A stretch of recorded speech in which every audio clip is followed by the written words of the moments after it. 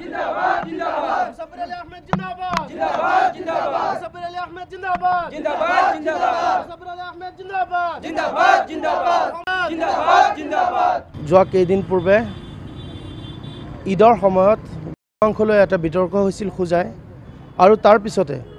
খুজাইৰ এজন বিজেপি নেতা হবিব মোহাম্মদ চৌধুৰী তেখেতে সেই দুখীয়া নিচলা মানুহখিনি দিন হাজিৰা কৰি খোৱা মানুহখিনিৰ ওপৰত এটা অন্যায় অত্যাচাৰ কৰি পেলাই মানুহখিনিক আপোনাৰ ঘৰবাৰী উচ্ছেদ কৰিবলৈ জাননী প্ৰেৰণ কৰিছে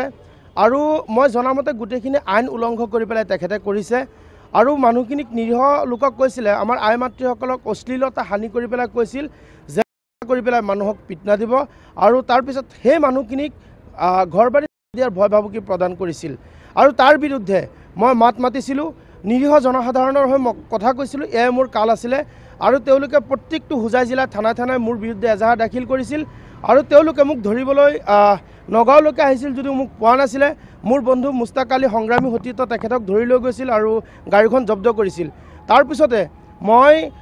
যোৱা শুক্ৰবাৰে মই নিজে গৈছিলোঁ ডবকা থানাত গৈ পেলাই মই তেওঁলোকৰ লগত যোগাযোগ কৰিছিলোঁ অচিৰ লগত মই আলোচনা কৰিছিলোঁ অচি কৈছিল RSSৰ মানুহ অহাৰ কাৰণে মোক দেওবাৰে যাব দিছিল মই স্বইচ্ছাই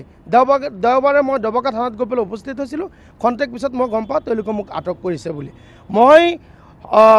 সদায় সংখ্যালঘু জনসাধাৰণৰ হৈ মই কথা কৈছোঁ আৰু মই জনসাধাৰণৰ হৈ কথা কোৱাৰ কাৰণে মোৰ বিৰুদ্ধে এটা ৰাজনৈতিক ষড়যন্ত্ৰ আৰম্ভ কৰিছিল তেওঁলোকে আৰু মোৰ কথা স্পষ্ট মই সদায় সংখ্যালঘু জনসাধাৰণৰ লগত আছোঁ আৰু আমাৰ মানুহখিনিৰ ওপৰত কোনোবাই অন্যায় অত্যাচাৰ কৰিলে তাৰ বিৰুদ্ধে মই সদায় সৰব থাকিম আৰু ইতিমধ্যে আপোনালোকে গম পায় যে মোৰ এই গোচৰটো পঞ্জীয়ন কৰি পেলাই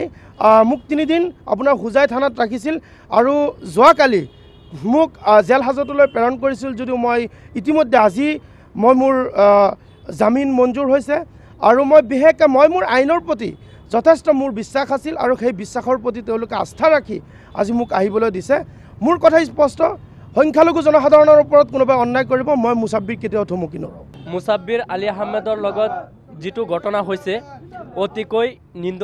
নিন্দনীয় আৰু গৰিহণাৰ যোগ্য কিয়নো যোৱা কিছুদিন আগত বুয়াপুৰ্তিত যেনেদৰে বিজেপি নেতা হাবিব মোহাম্মদ চৌধুৰীয়ে সংবাদ মাধ্যমৰ জৰিয়তে অশালীন মন্তব্য দিছে তাৰ পৰিৱৰ্তে গৈ মুছাব্বিৰ আলী আহমেদে তাত গণতান্ত্ৰিক প্ৰক্ৰিয়াৰে প্ৰতিবাদ কৰি সংবাদ মাধ্যমৰ জৰিয়তে কথাখিনি উপস্থাপন কৰিছে ইয়াই মুছাব্বিৰৰ কাল হৈছিল প্ৰতিবাদ কৰাটো কিন্তু বিজেপি নেতাই বিভিন্ন ধৰণৰ মানুহক লগাই তেওঁৰ ওপৰত FIR দিছিলে কিন্তু এটা FIRও ৰুজু কৰা নাই কিন্তু পূৰ্ব পৰিকল্পিতভাৱে উদ্দেশ্য প্ৰণোদিতভাৱে ষড়যন্ত্ৰমূলকভাৱে বেলেগ এটা কেছত মুছাব্বিৰক সংযুক্ত কৰাই মুছাব্বিৰক কালি জেলত প্ৰেৰণ কৰিছে আৰু কেছটো পঞ্জীয়ন কৰিছে গতিকে অতিকৈ নিন্দনীয় আৰু গৰিহণাৰ যোগ্য আৰু আমাৰ মুছাব্বিৰৰ প্ৰতি আমাৰ আৰু ভাৰতীয় আইনৰ প্ৰতি আমাৰ আস্থা আৰু বিশ্বাস আছে সেই আইনৰ প্ৰতি আস্থা আৰু বিশ্বাসৰ কাৰণে মুছাব্বিৰ জেলৰ পৰা ওলাই আহিছে এই জয় গণতন্ত্ৰৰ জয় এই জয় সংখ্যালঘু জনসাধাৰণৰ জয় আৰু মুছাব্বিৰ আলী আহমেদৰ যাত্ৰা অবিৰত চলি থাকিব অন্যায়ৰ বিৰুদ্ধে সদায় মুছাব্বিৰৰ লগত আমিও আছোঁ গতিকে আমিও মুছাব্বিৰৰ লগত যেনেকৈ আইন উলংঘন কৰি মানৱ অধিকাৰ উলংঘন কৰি যেনেদৰে হেণ্ডকাপ লগাই তেওঁক জেলত কেছ যেতিয়া পঞ্জীয়ন নহৈছে ৰেজিষ্টাৰ নোহোৱাৰ আগত যেতিয়া হেণ্ডকাপ লগাইছে ইয়াৰ বিৰুদ্ধে আমি মানৱ অধিকাৰৰ কাষ চাপিম আৰু আমি উচ্চতম ন্যায়ালয়ত যাম যে মানৱ অধিকাৰ উলংঘন কৰি আইন শৃংখলা উলংঘন কৰি এজন চোৰ ডকাইতৰ নিচিনা মুছাব্বিৰক যেনেকৈ হেণ্ডকাপ লগাইছে তাৰ বিৰুদ্ধে আমি জিলাই জিলাই প্ৰতিবাদ কৰিম আৰু উচ্চতম ন্যায়ালয়ৰ দ্বাৰস্থ হ'ম